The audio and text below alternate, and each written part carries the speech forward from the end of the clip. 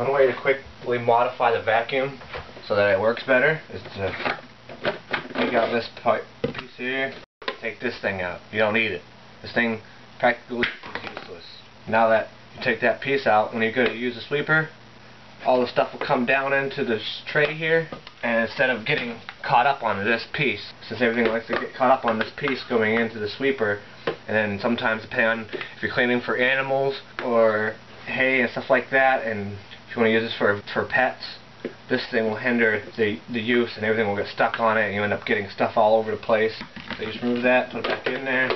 You'll be able to suck out all the turds, all the hay and anything out of a chinchilla cage, whatever. Even if you don't even have animals, you could be able to pick up a lot of different stuff out for the vacuum, bigger objects. Of course, be careful of sharp objects and that sort of thing, but it'll practically pick up anything. It'll pick up sand, pick up hair, and it will be less likely to clog, because usually it will clog inside the hose, and where you all have to stretch it out and then shake everything out of the hose itself.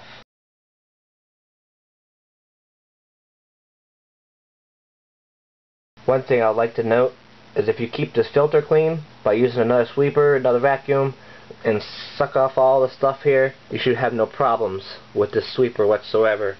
As long as you keep this clean maybe once a week or so if you have pets like I do.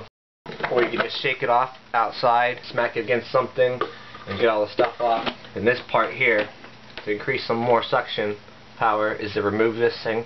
This thing usually falls off regardless of what you do with the sweeper. Eventually it will wear itself away. See, if I turn the sweeper on now, this part here would blow right off instead of staying on.